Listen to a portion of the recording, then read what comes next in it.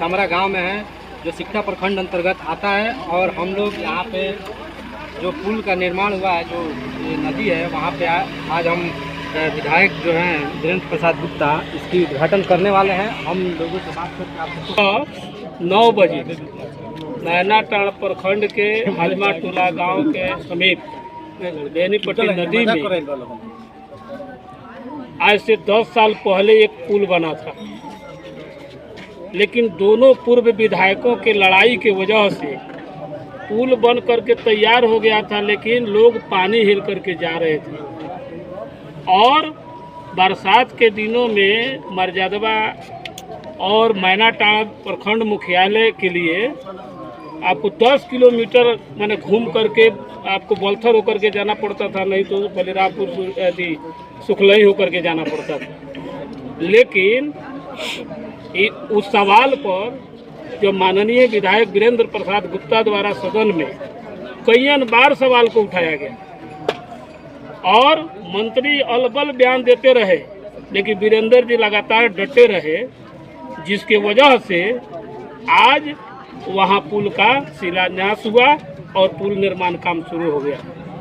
ठीक जिस तरीका से वहां बना हुआ पुल के बावजूद भी लोग पानी में चलने पर विवश थे दोनों विधायकों की लड़ाई के चक्कर में, ठीक उसी तरीका से हम लोग आज बिसामरा में जहां पुल बना है, आज इसका उद्घाटन होने जा रहा है।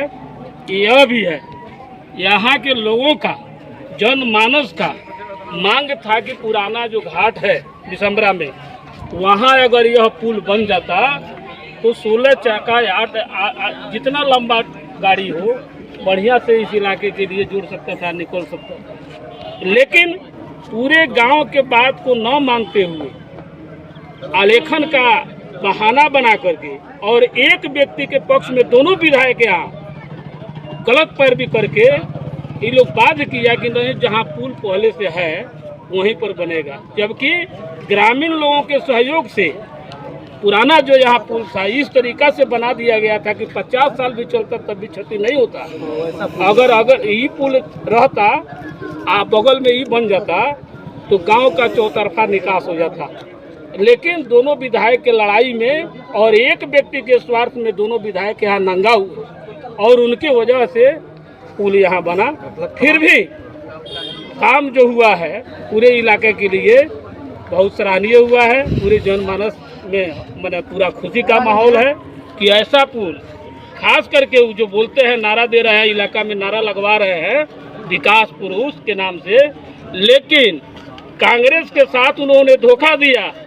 प्रधानमंत्री संपर्क योजना के तहत जब यूपीए की सरकार थी, मनमोहन सिंह थे, उनके शासन काल में यह नीति लाया गया कि अगर 250 आबादी वाले टोले हैं उसको भी प्रधानमंत्री सड़क योजना से जोड़ा जाएगा। जितने भी टोले मोटोले थे 250 आबादी वाले तमाम टोलों को संपर्क से मैंने मेन रोड से जोड़ा गया। और कांग्रेस के सरकार में एकलौता यह कांग्रेस के यहाँ विधायक हुआ करते थे, इन पर मेहरबान होकर के पूरे यहाँ जितना इस विधानसभा क्षेत्र में सड़क योजना था इन्हीं को दे दिया गया।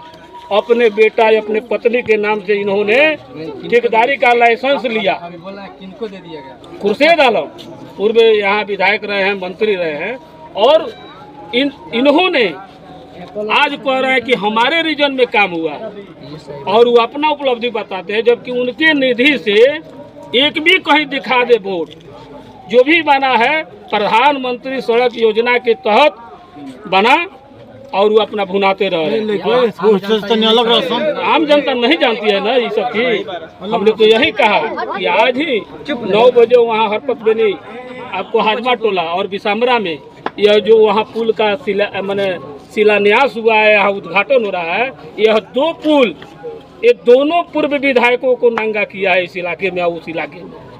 वहाँ दोनों विधायक लड़ करके कैसे सांप्रदायिक माहौल बनाया और बना हुआ पूंजी राजस्व का जो क्षति हुआ, अगर दूसरा विधायक बनाया रहता, नीतीश जी में अगर थोड़ा भी नैतिकता रहता तो उसके जो भी संवेदक थे उन पर FIR होता, वो लोग जेल में रहते। लेकिन यह नीतीश की सरकार उन्हीं लोगों की सरकारें हैं जो बड़े बड़े ठेकेदार हैं, माफिया हैं। पहले मंत्री भी रह चुके हैं, तो मंत्री रहे हैं, 2 मंत्री रहे उनके साथ। वही तो हम कह रहे हैं कि वो कह रहे हैं कि हम विकास पुरुष है, नारा लगवा रहे हैं। विकास पुरुष यहाँ के क्षेत्रवासियों के लिए नहीं है, वो अपने आने वाले जनरेशन के लिए है। उन्होंने 2-2 मंत्रालय लेकर के इतना ना धन कमा लिया है कि उनका जनरेशन आने वाला जो पीढ़ी होगा वह कहेगा कि हमारे महापुरुष का देन है कि हम ऐसा आराम कर रहे हैं। यहाँ के क्षेत्र के जनता के लिए वो महापुरुष नहीं है। अगर महापुरुष है तो वो अपने परिवार के लिए है। अगर क्षेत्र के लिए रैलियों में देखा जा रहा है कि वो जनता फंड नहीं, मांस भात वाला जमघट है। वो जो गुमराह लोग हैं, जो समाज में गुमराही के शिकार है, वैसे लोगों का जमघट करा रहे हैं। कुछ लोगों को खिला पिला करके मांस भात पर वो अपना बुला करके घुमवा रहे हैं।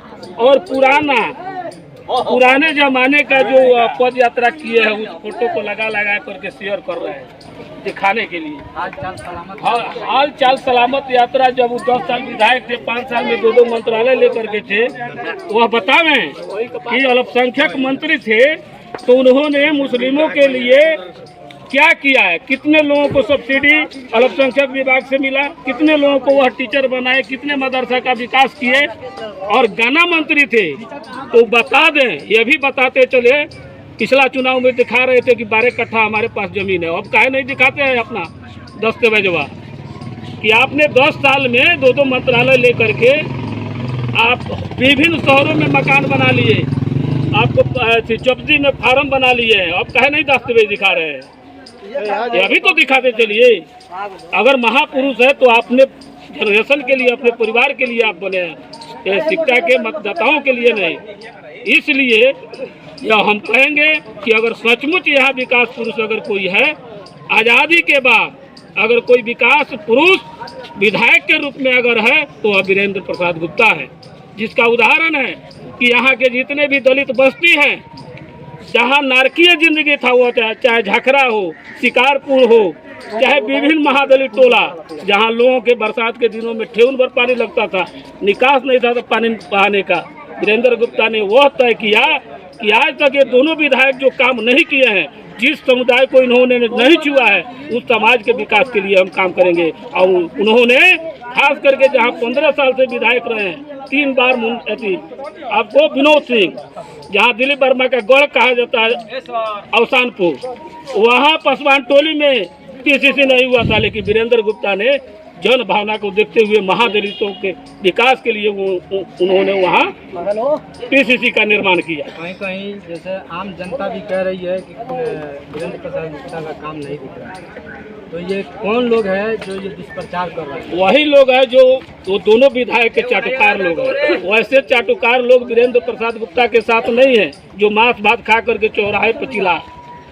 यहाँ जो है वीरेंद्र गुप्ता के साथ गरीब है, मजदूर है, किसान है, वह सब लोग देख रहे हैं, लेकिन बोल नहीं पाते हैं। लेकिन समय आया है, अब लोग बोलेंगे और बोल रहे हैं, और उसी का परिणति होगा कि फिर ये लोग दरबार रंगदार दोनों परास्त होंगे, और फिर अगर इस क्षेत्र से जनता उन्हीं को विजयी बनाएगी। यह मूड बन चुका है पूरे विधानसभा क्षेत्र में, इसको नहीं रोक सकते हैं। वो चाहे हाल चाल सलामती यात्रा कर ले, कोई तिरंगा यात्रा के आड़ में गरीबों को हिंदू मुसलमान के आड़ में वोट लेने की साजिश करे, यह सब चकनाचूर करते हुए जनता वीरेंद्र प्रसाद को ही दोबारा फिर से विजयी बनाएगी।